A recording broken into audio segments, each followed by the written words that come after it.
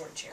But you were actually one of the founders as this all comes together, right? Well, I was one of the ones that helped take it from the grassroots to a little bit different venue than what it was originally. I didn't found it originally. So what is it that what are you most proud of?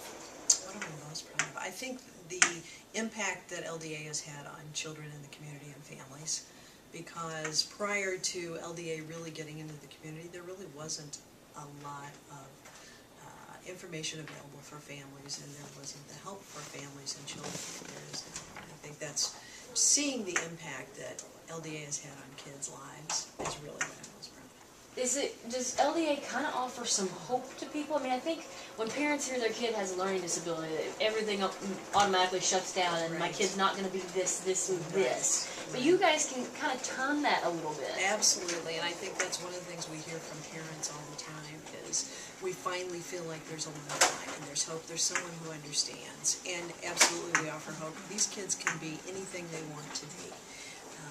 Literally, they just have to find the right way to learn, and that's what LDA is all about, is offering the key to unlock that learning for them so that they can learn. We were just in the study skills. Explain what that is exactly.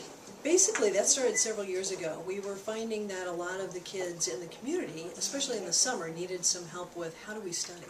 Most of the kids with learning disabilities they're very, very bright, but they don't have the organizational systems that they need to put all the pieces together. So the study skills system in classes is set up basically to provide them with organizational systems, how to study, different ways to take notes, different ways to engage in learning so that they can make that learning become their own rather than just memorizing words on a page. And when we were in there, we were really going through, are you a visual learner? How many ways are there to learn?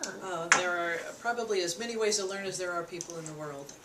Visual, kinesthetic, auditory, a combination of all of those. Every child learns a little differently, and every child learns different subjects differently sometimes. So you might be a very visual learner in some content, but very auditory or kinesthetic in other content areas. Do you guys ever turn away anyone because they can't afford it or because you can't help them? Absolutely not. We try to provide scholarships if needed for people who cannot afford it.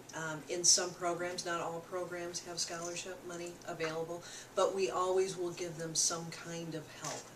If there are students who maybe are not in the learning disability range but are in a lower potential range, the director always focuses them to another kind of resource that can help them if we can't help them in any way.